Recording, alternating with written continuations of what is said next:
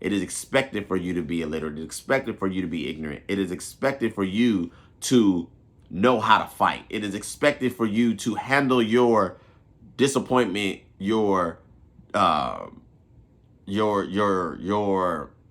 disrespectful, experiences in a violent manner. It is expected from you because you're part of the community. We have to decide now, what is the next 50 years gonna look like for the Black community in this country? Because we can't go backwards.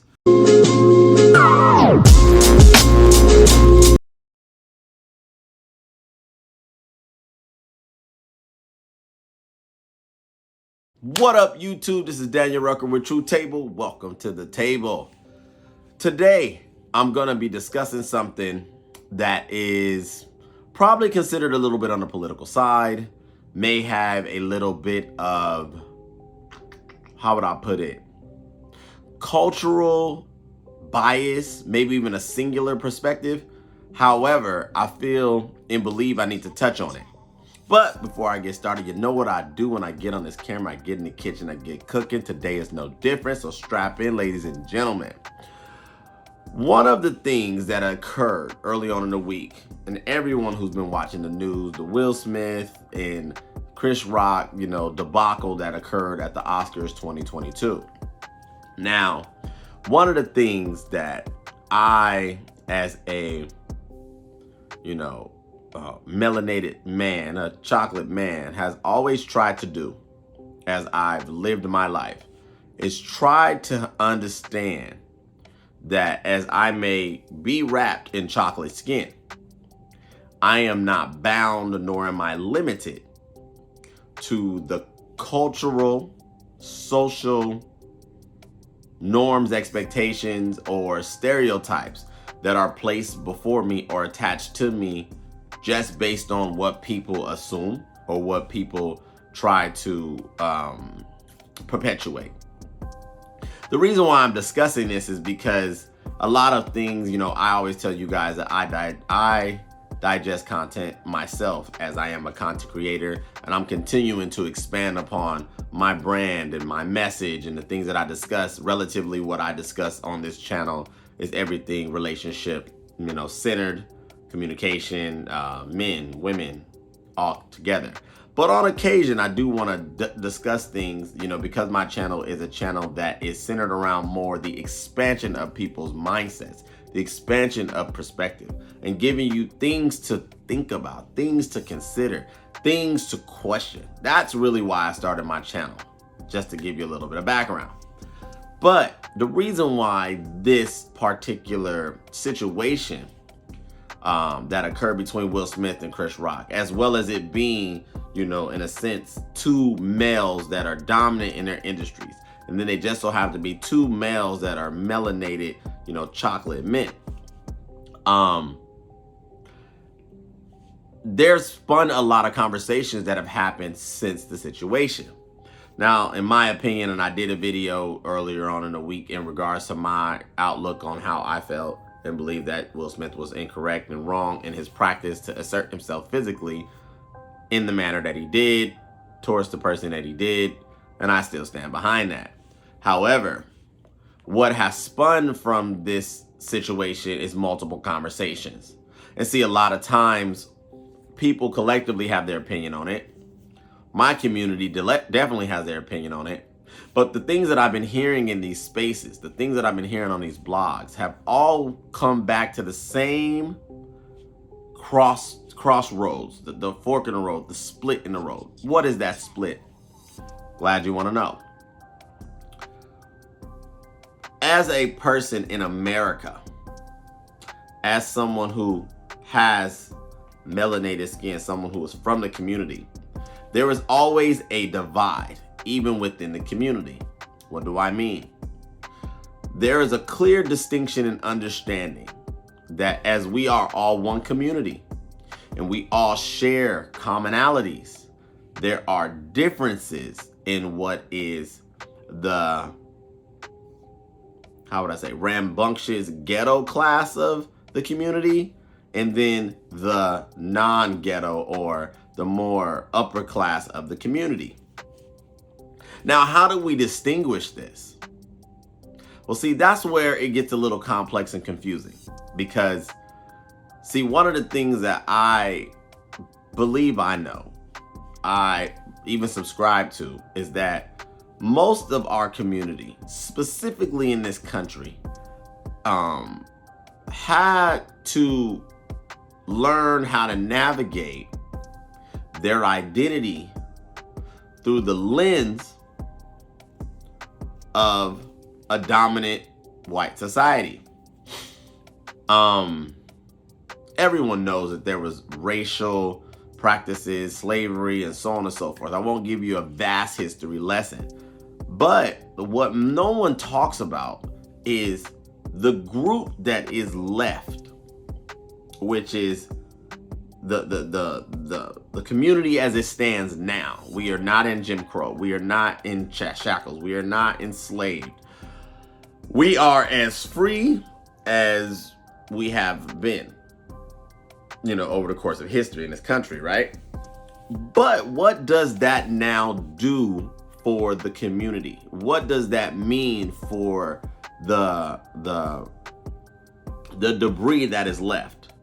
And I'm gonna do my best to keep this very simple and concise because as some of my topics and many of my topics, it's gonna require an immense amount of dissecting because there's a lot that goes into it. But one of the things that I had said, I was on a panel a couple years back, mind you, a panel of other men, a panel of other, melanated men, chocolate men, and we were talking about something along these lines. And I remember saying, and this is just my opinion, but I stand strong on it, is that we as a community have to now reconstruct and engineer a new Black image.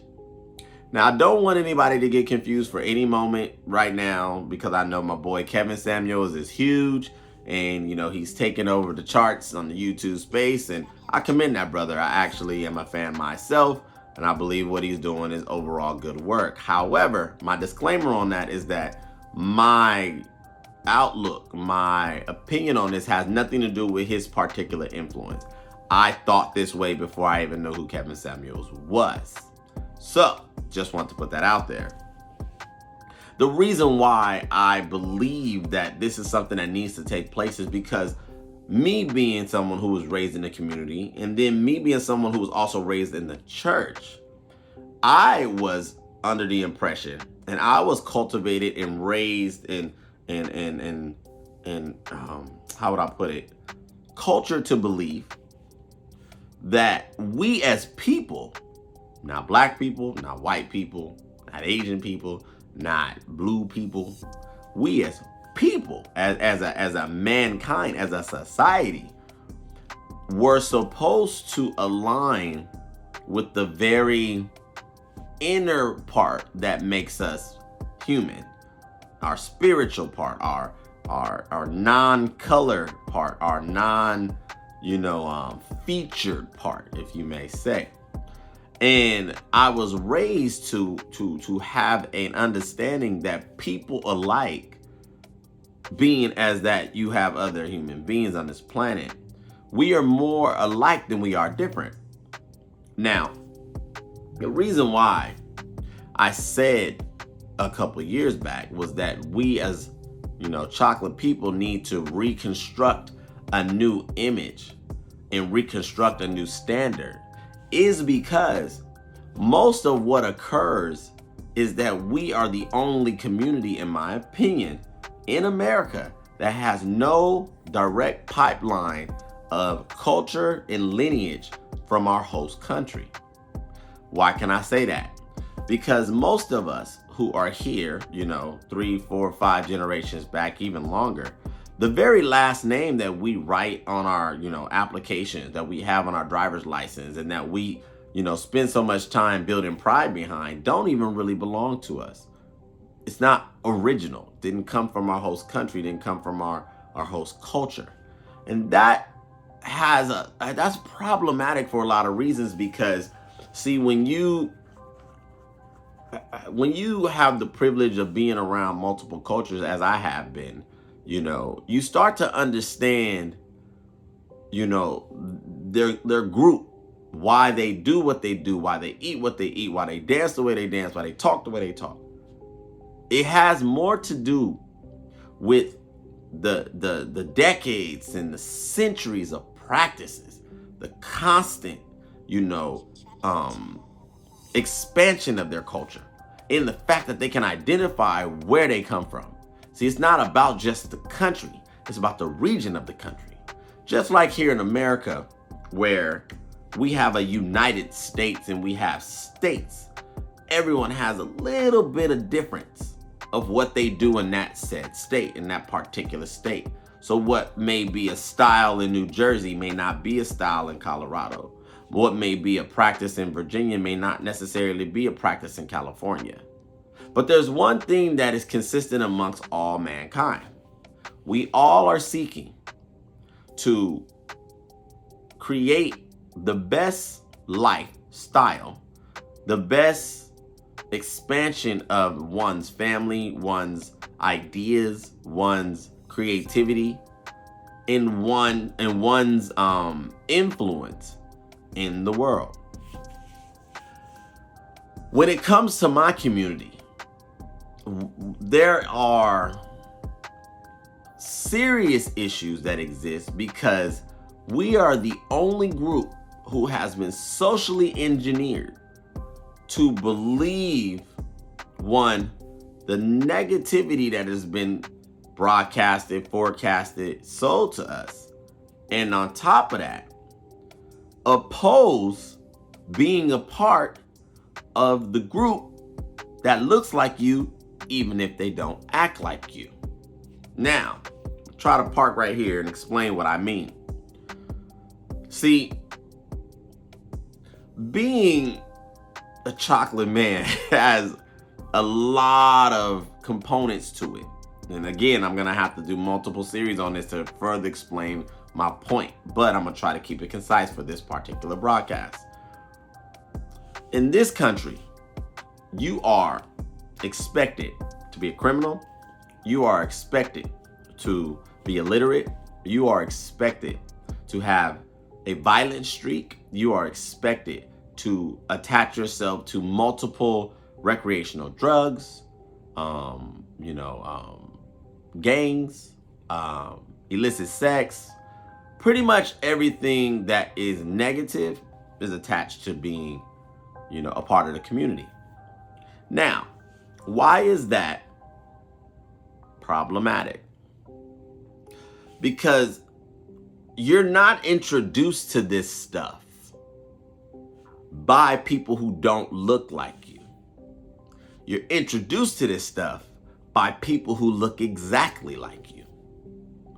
And see, when the Black experience is an experience that is like no other, because see, you learn how to navigate what your particular family stands for, then what your neighborhood stands for, then now which part you're gonna play. Growing up as a child, if you're not the kid who maybe has athletic abilities, can run fast or shoot a jump shot, or throw a mean punch, but you may like building Legos or puzzles, you may like reading, you may like poetry, depending on where you grow up and depending on the demographics, can cause for an imbalance in your perspective of your esteem. Because see, one thing that they don't do a good job of, in my opinion, is they don't talk about the amount of influence that is exceeded past just your household, exceeded past just your church family. When you're a child, you get the teachers from your mother and your father, and if they're together, thank God. Then maybe your grandmothers and your uncles, and collectively your family. But see, you got to go out in the world, and you got to experience other people that were not taught like you, that were not prepped like you, that were not raised like you, that were not trained like you. And guess what? They may look just like you, but they don't think like you do. They don't pronounce their words the way you do. So what happens as a young black boy in America? You learn really quickly in grade school, middle school, high school, where you fit or where you don't. And like I said earlier, the stereotypes that are attached to you are not stereotypes that are coming from people who don't look like you. I can never remember a time in my entire life, and I've been around all kinds of people, my people, Asian people, white folks, Latinos, you name it, all of them. I never remember ever hearing what I was supposed to do from someone who didn't look like me. What do I mean? Give me an example. When it came down to alcohol, drugs, gangs, violence, the only time I heard what was expected of me came from my people. The only time I was challenged on, pressure, if you want to even call it that, but introduction, I won't call it pressure because I don't believe in peer pressure in my honest opinion, but introduction to things, whether that been sex, whether that was gangs, whether that was drugs. The people who were offering me these experiences were not people who didn't look like me. They were people who looked exactly like me. And see, because I was raised the way I was, and I'm tremendously blessed and I'm thankful, I had the knowledge, I had the training, I had the understanding that I was to make my choices based on what was outlined as good character, as good choice, as good. A good person does these things, Daniel. A good person has this thought process, Daniel. A good person makes choices that are going to be best beneficial for themselves and the overall progress of their life, Daniel. And when you go out into the world, you're going to have to decide who you want to be. Now, I'm going to park right there for a second. Oftentimes in my community, there's all these things that they say that we need to help the community, that we need more resources. Do I agree with that? Partially. They say we need a fair opportunity to compete on a global scale. We need to balance out the power structure that is political representation, so on and so forth. And to some degree, I agree. But the biggest problem that I see is not the political structure. It's not the lack of representation in the highest levels of office in the land. No. The biggest problem I see is that as much as the ghetto, negative part of the community is talked about, and talked about in a way that it is of disgust or, disappointment or, how would I put it? Not acceptable. As much as that is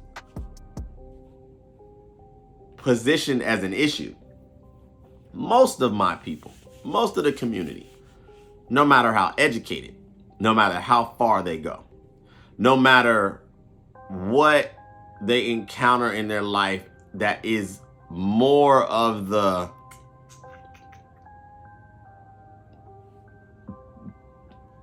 betterment of life, that's how I say it.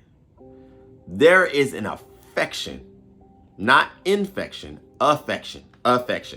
There is a love, there is a celebration of the ghetto crap that exists in my community.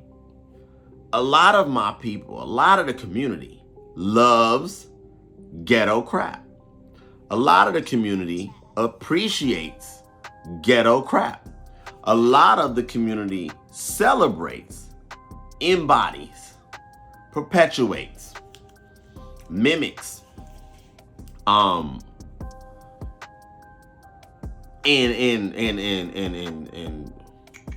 how would I put it? I would even say invest in the ghetto crap that is the community. You know, the reason why the Will Smith and the Chris Rock situation was so interesting was because of who the parties were, who the men were, who the position they hold. Two entertainers who are vastly different, mind you, come from the same community, both titans in their own industry, but there's conflict.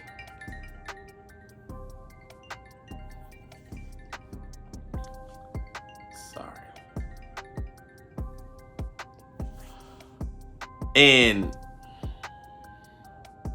with the conflict, see, people immediately started to talk about how that altercation would have went differently had it been with the more dominant, superior man from our community. I started hearing things like, oh, Will would have never slapped 50 Cent like that. Will would have never slapped The Rock like that. And see, that's my issue. We're not talking about the fact that this grown man, who's 50-something years old, mind you, slapped another man like a juvenile, like a schoolyard boy, because he was so emotionally moved that he had to address his disappointment physically. So this is what happens in my community, and this is why I wanted to talk about this particular situation. And I know I'm a little long-winded, so I'm gonna wrap it up soon. Like I said, I'm gonna do more broadcasts and try to pull this apart to kind of give you guys that are, either from the community or even not from the community, somewhat of an understanding of how it is being within the community. Why are we as people, grown people, talking about a fight, essentially, that took place, even though it was really one-sided, or it was an assault? I won't even call it a fight. An assault that took place one-sided.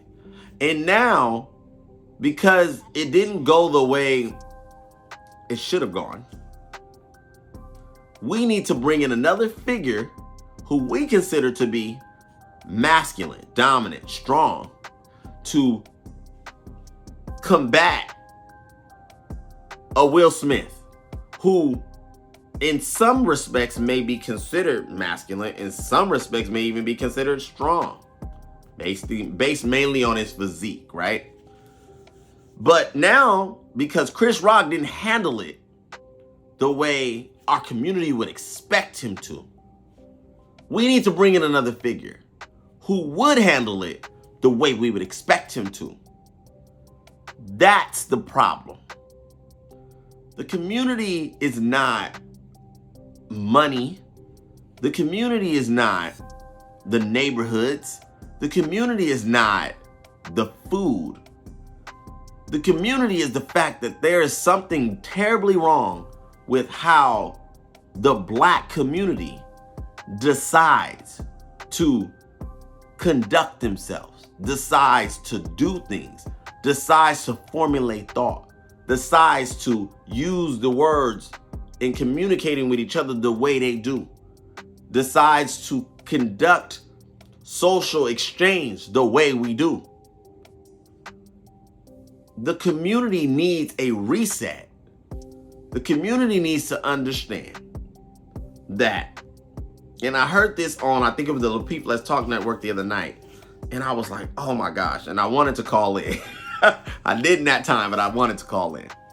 Because I heard the old heads talking about how it was in the community, how the reason why they could support the assault that Will took towards Chris was solely because at one point you didn't let nobody just, abuse you that way.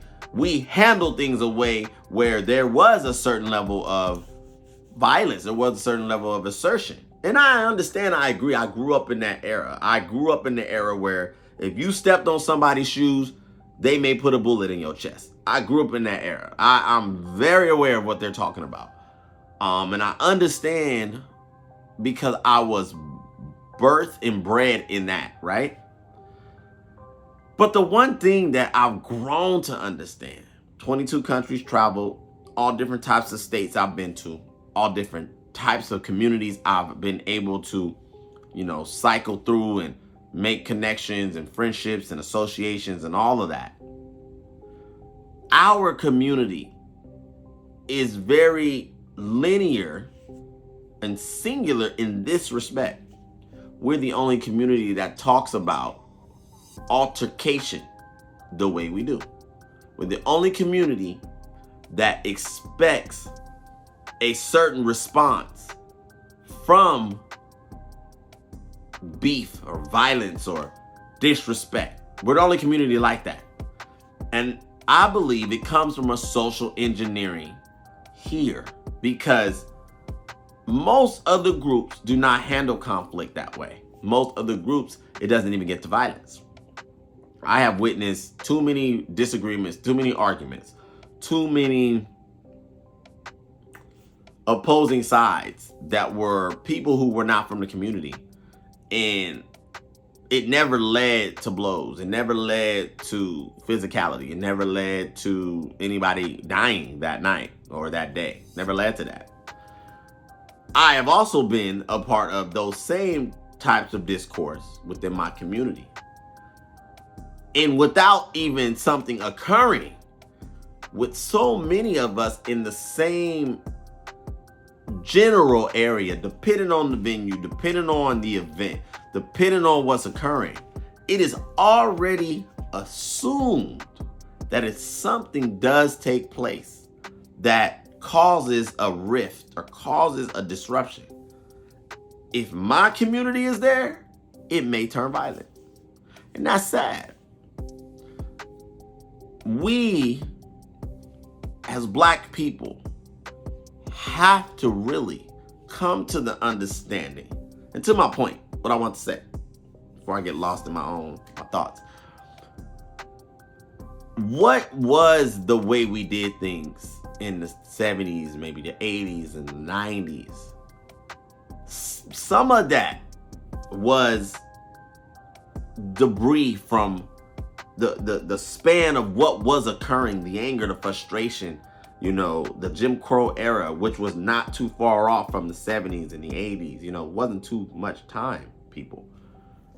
So there was a lot of debris that came from that. There was a lot of debris that came from not being able to get the type of jobs that, the families wanted to have, or live where they wanted to live, or be able to get finance in a way to. And so what tends to happen to people, or anyone but people, is that when so much of you is being boxed in, so much of you is being, socially bullied, you tend to take that anger, frustration, energy, and point it at the very people that are in your same proximity. See, one of the things I never understood, and I'm gonna end with this point, and this is not me in no way, shape, or form condoning violence. This is just my logical perspective and what I believe I know, and how I've looked at the world and tried to assess and understand. When the Rodney King, assault occurred, I believe it was 89. Don't quote me exactly, but it was around that time. 89, 90. I was still a child. I was probably 5 or 6. Anyway, when that took place, and it caused for a emotional response through the community, because the community was tired. The community was annoyed. The community felt that they needed to do something because they were sick of seeing the abuse not only happening, but now being televised. There was a response. There was a reaction. And the community decided that they were going to loot and destroy and riot within the community. Till this day, I cannot for the life of me understand why, if you're frustrated with the oppressor, if you're frustrated with what is occurring to your people, And the very people that are oppressing you live a few miles from where you lived generally. Why wasn't that anger pointed towards the community that it came from? Why destroy your own neighborhood? If you're angry, why not go and take that beef up across town? Now, again, that's not me condoning violence. But to my point that I said, that pulling this apart, you got to understand, or at least try to understand. Our people have a tendency to internally and interiorly destroy each other because there is a lot that was done to the community. So the violence, the negativity, the stereotypes, the perpetuation of what is expected from you as a black male, black female, black person in the community and in this country is not a lot of times. The expectation is not high. The expectation is actually very low. It is expected for you to be illiterate. It is expected for you to be ignorant. It is expected for you to know how to fight. It is expected for you to handle your disappointment, your disrespectful, experiences in a violent manner. It is expected from you because you're part of the community. We have to decide now, what is the next 50 years gonna look like for the black community in this country? Because we can't go backwards. We cannot erase slavery. We cannot erase Jim Crow. What we can do, however, is we can stop subscribing to the ignorance and the nonsense and the low-level vibration responses that cause some of our elite entertainers like a Will Smith to be so moved in his emotions to now assault not just another man, but another brother of the community on a public stage. And then have the very people who support this man, that is from the community, not be satisfied with the altercation, but now go into the blogs and go into the comment sections of multiple, publications and now say, well, 50 Cent wouldn't have let that happen. When is it gonna stop? So anyway, I'm gonna go ahead and wrap this up. I'm gonna pull it apart further. I hope you guys did enjoy or got something from it. I don't want my subscribers that are not necessarily from my community to ever feel ostracized or counted out, because I don't, as a man, operate my life where I segregate people or I treat people different. No, I love people across the board, all different types of spectrums. And that's what I want to see for mankind. That's what I want to see from people. Because as far as I know, and as far as I was taught, God designed us to love people, love everybody, and be in a state to where we were open and we can embrace all. So that is what I want to see moving forward. This is Daniel Rucker with True Table. If you have not already done so, go ahead and hit the like button. Go ahead and subscribe. Thank you for hanging out with me for this broadcast, and I'll be coming to you with another video really soon. You guys take care. Peace.